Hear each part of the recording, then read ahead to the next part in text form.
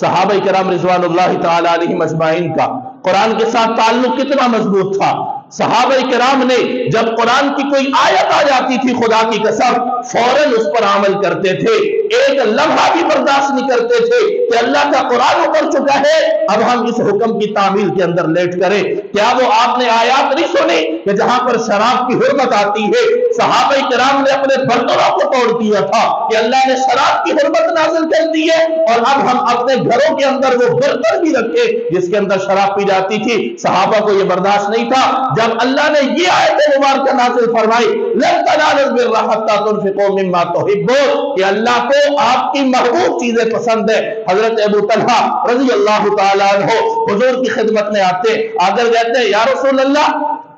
میں نے اللہ کا قرآن سنا ہے، اللہ قرآن میں کہتا ہے لن تنالوا البر حتى تنفقوا مما تحبون کہ اللہ تمہاری نیکی کو اس وقت تک قبول نہیں کرتا جب تک تم محبوب چیز اللہ کے راستے میں نہیں دیتے۔ حضرت ابو طلحہ کہتے ہیں یا رسول اللہ آپ کو جانتے ہیں میرے ملکیت کے اندر ایک باغ ہے جس کو بیر روحہ کہا جاتا ہے، یا رسول اللہ اس کا پھل سارے عرب کے اندر مشہور ہے اور بہت بڑا باغ ہے، اس کی آمدنی بھی بڑی ہے، اس کا منافع بھی بڑا ہے، میرے جتنے بھی مال ہے، جتنے بھی تجارت ہے، جتنے بھی باغ ہے، بیر روحہ مجھے سب سے زیادہ محبوب ہے۔ لیکن یا رسول اللہ جب سے میں نے اللہ کا قرآن سنا ہے اللہ فرمایا لن تنالوا البر حتى تنفقوا مما تحبون کہ اللہ کے راستے میں محبوب چیزیں قربان کرو، اللہ کے راستے میں محبوب چیزیں خرچ کرو۔ یا رسول اللہ اس کے بعد مجھے سکون نہیں ہے، آج میں اپنا بیر روحہ والا باغ اللہ کے راستے میں وقف کرتا ہوں اور اللہ کے راستے میں دیتا ہوں۔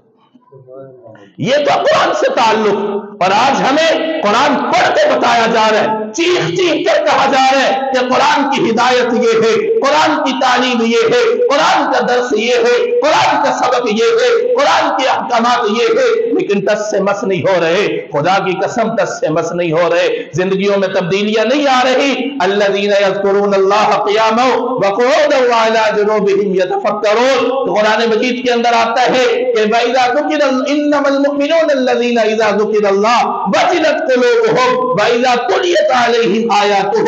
زادتهم ایمانا۔ مومن کو وہ ہونا چاہیے جب اس کے سامنے اللہ کا قرآن پڑھا جائے ان کے دل دہل جائے، اللہ کا قرآن پڑھا جائے وجد طاری ہو جائے، اللہ کا قرآن پڑھا جائے روکتے کھڑے ہو جائے، اللہ کا قرآن پڑھا جائے ایمان کی کیفیت بدل جائے، اللہ کا قرآن بدل جائے، اللہ کا قرآن پڑھا جائے انسان کی حالات زندگی بدل جائے، اللہ کا قرآن پڑھا جائے انسان آخرت کی فکر کرے۔ مومن تو وہ ہے جب ہمیں قرآن سننے کے باوجود کوئی فرق نہیں پڑ رہا، کوئی توفیق نہیں ہو رہی، قرآن سے تعلق نہیں ہمارا بن رہا، قرآن سے ہمارا تعلق مضبوط ہونے کی بجائے کمزور ہوتا جا رہا ہے، تو میرے بھائی یہ لمحہ فکریہ ہے، یہ لمحہ فکریہ ہے، رمضان ہے، خدا را اپنے حال پر رحم کرے، خدا را اپنے حال پر رحم کرے، اپنے ایمان کی فکر کرے، اپنی آخرت کی فکر کرے۔ اللہ تعالیٰ نے مہلت دی ہے، اللہ نے زندگی دی ہے، اس کو قیمتی بنائے، اپنے تعلق کو قرآن کے ساتھ مضبوط کرے۔